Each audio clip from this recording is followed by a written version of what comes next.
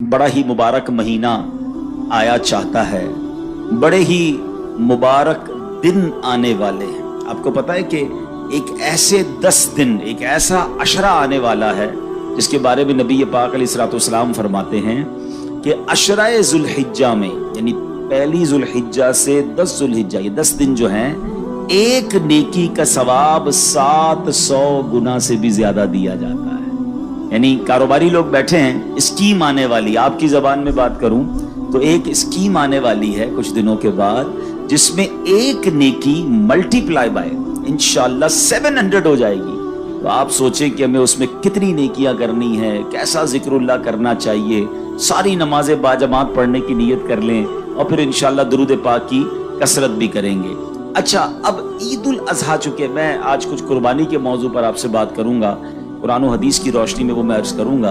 हदीस पाक की मशहूर किताब तिरमिजी और इब्ने माजा में मुसलमानों की प्यारी अम्मी जान हजरत बीबी आयशा सिद्दीका तैयबा ताहिरा रदी अल्लाह ताला अन्हा से रिवायत है कि अल्लाह पाक के आखिरी नबी सल्लल्लाहु अलैहि वसल्लम ने फरमाया, यौमुन नहर, कुर्बानी के दिन आदमी के अमाल में अल्लाह पाक के हाँ सबसे पसंदीदा अमल कुर्बानी के जानवर का खून बहाना है। बेशक कुर्बानी रोजे कयामत अपने सींगों, बालों और खुरों के साथ लाई जाएगी, और बेशक कुर्बानी के जानवर का खून जमीन पर गिरने से पहले अल्लाह पाक के हाँ बुलंद मकाम पर पहुंच जाता है। निशानी है वफा की और एक नेमत है कुर्बानी, निशानी है वफा की और एक नेमत है कुर्बानी, खुदा के दोस्त इब्राहीम की सुन्नत है कुर्बानी।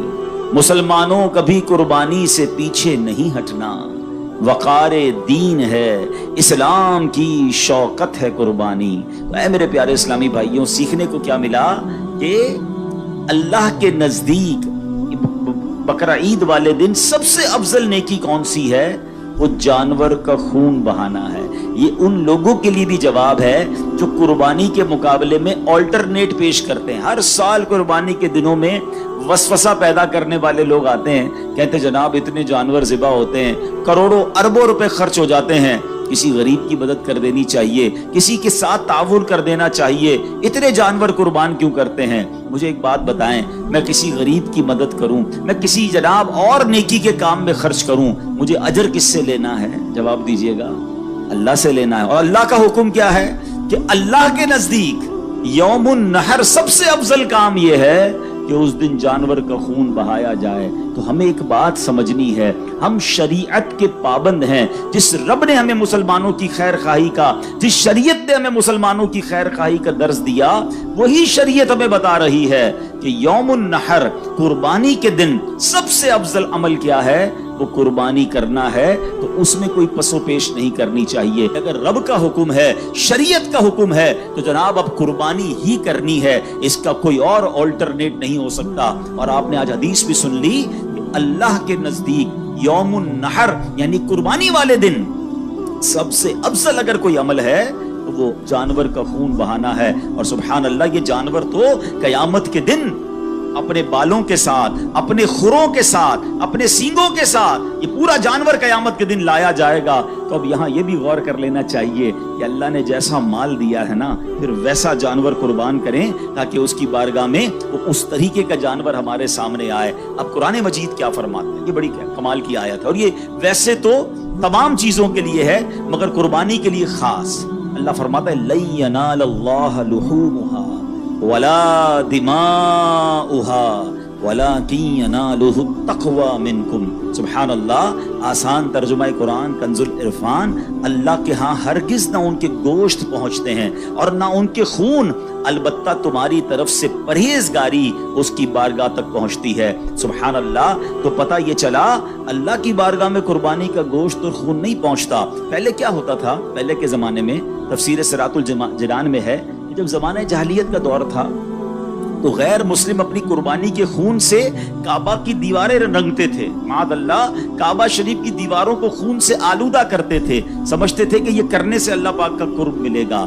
जब इस्लाम का नूर जगमगाया, सहाबा किराम ने हज किया, कुर्बानियां पेश की, उनकी तालीम के लिए आयत नाजिल हुई کہ اللہ پاک کی بارگاہ میں قربانی کا گوشت نہیں پہنچتا, اس کی بارگاہ میں خون نہیں پہنچتا, ہاں تمہاری طرف سے تقویٰ پہنچتا ہے, پرہیزگاری پہنچتی ہے, قربانی کے لیے اچھی نیت اور اخلاص اور تقویٰ پہنچتا ہے. تو ہمیں یہ سمجھنا ہے کہ اصل ایسنس کیا ہے, یہ قربانی کا اصل مقصد ہمارے دلوں میں کیا ہونا چاہیے. سبحان اللہ. شیخ ابو طالب مکی رحمت اللہ تعالی علیہ نے اس کی بڑی خوبصورت تفصیل بیان کی ہے. خلاصتاً عرض کرتا ہوں, آپ فرماتے اے میرے بندو, اللہ فرماتا اے میرے بندو, تم گھر سے نکلے جانور لینے کے لیے, لوگ تمہیں دیکھ رہے تھے, تم نے جا کر جانور خریدا, لوگ تمہیں دیکھ رہے تھے, تم جانور گھر لائے, لوگ تمہیں دیکھ رہے تھے, تم نے جانور کی دیکھ بھال کی, لوگ تمہیں دیکھ رہے تھے, تم نے جانور کو میرے نام پر ذبح کیا, لوگ تمہیں دیکھ رہے تھے, تم نے کھانا پکایا, لوگوں میں تقسیم کیا, گوشت کو ڈسٹریبیوٹ کیا, لوگ تمہیں دیکھ رہے تھے.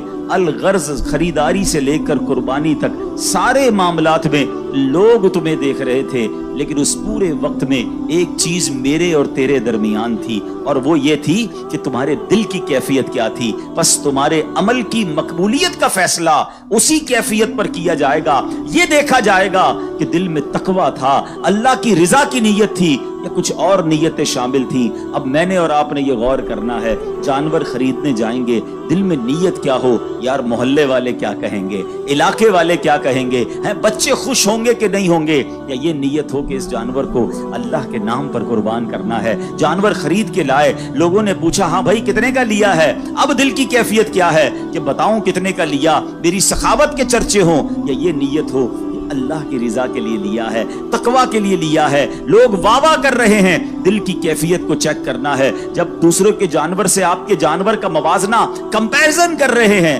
اب آپ نے چیک کرنا ہے کہ دل میں نیت کیا ہے. کاش ذبح کر لیا, اب گوشت بانٹنے کا وقت ہے, اس وقت دل کی کیفیت کیا ہے کہ سارا گوشت میں ہی رکھ لوں, کہ نہیں اللہ کے بندے بھی کھائیں, غریب لوگ بھی کھائیں. دل کی کیفیت کیا ہے؟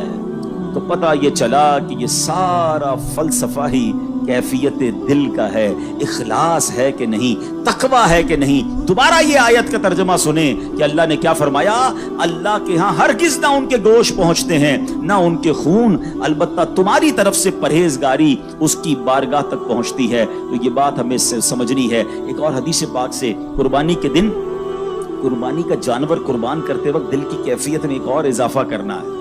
اللہ کے حبیب علیہ السلام فرماتے ہیں, قربانی کا خون زمین پر گرنے سے پہلے اللہ پاک کے ہاں قبول ہو جاتا ہے. فرمایا فطیبوا بہا نفسا, بس خوش دلی کے ساتھ قربانی کیا. یہ دس از دا کنڈیشن. پہلی کنڈیشن کیا تھی؟ تقویٰ ہوگا. اللہ کی بارگاہ میں کیا پہنچے گا؟ تقویٰ. اور اب آپ چاہتے قربانی مقبول ہو جائے, قطرہ پہلا گرنے سے پہلے ہی مقبول ہو جائے, تو وہ کیا ہے؟ خوش دلی. اب کچھ لوگ کیا کرتے ہیں, ارے بھائی پھر قربانی کے دن آ گئے, پھر پیسے خرچ کرنے پڑیں گے, اتنے مال تو ہے کہ قربانی معاف نہیں ہے, خاندان والوں کو بھی تو دکھانا ہے. قربانی پچھلی بار 4 بکرے لایا تھا, اس بار 3 لاؤں گا, پھر بھی لوگ باتیں بنائیں گے. جانور تگڑا لایا تھا, اس بار بھی اس سے اچھا لانا پڑے گا. یعنی اب یہاں پر بوجھ سمجھ کر قربانی کی جا رہی, فارمیلٹی کے لیے قربانی کی جا رہی ہے. نہیں, خوش دلی کے ساتھ, اے اللہ تیری مہربانی, تو نے اس قابل بنایا, تیرا کرم کہ تو نے اس قابل بنایا, پھر مجھے ثواب کمانے کا موقع دیا. روایتوں میں آتا ہے کہ قربانی کے جانور کے ہر بال کے بدلے میں قربانی کرنے والے کو ایک نیکی ملتی ہے. کتنے بال ہوتے بکرے کے اوپر, بکری کے اوپر یا گائے کے اوپر؟ لاکھوں لاکھ نیکیاں. یا اللہ تو نے مجھے کمانے کا موقع دیا. سبحان اللہ. قربانی ہوتے ہی قربانی کرنے والے کے گناہ معاف ہو جاتے ہیں. یا اللہ تو نے پھر مجھے گناہ معاف کرنے کا موقع دیا. بلکہ سچی بات تو یہ ہے, بندہ یہ بھی سجدہ شکر ادا کرے, یا اللہ تیری مہربانی, جانور ذبح کرنے کا حکم دیا, حضرت ابراہیم کو تو بیٹا ذبح کرنے کا حکم دیا تھا. اے اللہ تو نے کتنی آسانی کر دی کہ ہم جانور قربان کر رہے ہیں, اس کا گوشت بھی خود کھا رہے ہیں, اور ہماری قربانی بھی قبول ہو رہی ہے, ہمیں اجر بھی مل رہا ہے. ان جذبات کے ساتھ قربانی ہونی چاہیے. اور میں آپ کو ایک اور بات بتاؤں, یہ صرف قربانی میں نہیں, whenever, کبھی بھی زندگی میں آپ کوئی بھی نیکی کریں نا, دل میں خوشی ہونی چاہیے. نماز پڑھ رہے ہیں, بڑا مزہ ہے. روزہ آ گیا, رمضان آ گئی, انجوائے کریں. زکات کا ٹائم آ گیا, سجدہ شکر ادا کریں. اے اللہ تیری مہربانی, زکات دینے والا بنایا, مانگنے والا نہیں بنایا. مگر ادھر ایسے بھی لوگ ہوتے ہیں رمضان آئے تو ٹینشن، ارے باپ رے باپ پھر روزے رکھنے پڑیں گے، ایک سال گزر گیا، ارے باپ رے باپ پھر زکوٰۃ دینی پڑے گی، اللہ اکبر، پھر جناب لمبی لمبی تراویحاں پڑھنی پڑیں گی۔ ارے توبہ کرو، اللہ نے پیر سلامت دیے ہیں جبھی تو تراویح پڑھو گے نا، اللہ نے مال دیا جبھی تو زکوٰۃ دو گے، اللہ نے مال دیا جبھی تو حج کو جا رہے ہو۔ ارے عبادتوں میں تو انجوائے کیا کرو، اور جو عبادت خوش دلی کے ساتھ ہوتی ہے نا، اس کا اجر، اس کا ثواب، اس کی برکت ہی کچھ اور ہوتی ہے ہمیشہ۔ اب اس قربانی میں بھی آپ نے بہترین جانور کرنا ہے، مگر اچھی نیت کے ساتھ اور خوش دلی کے ساتھ کرنا ہے۔ اللہ اکبر۔ اب سنو نا، خوش دلی کس کو کہتے ہیں؟ اللہ حضرت ابراہیم اور حضرت اسماعیل کی اس قربانی کا کوئی ذرہ نصیب فرما۔ حضرت ابراہیم نے جب خواب دیکھا تھا نا، آپ کو تو حکم دیا گیا تھا بیٹا ذبح کریں،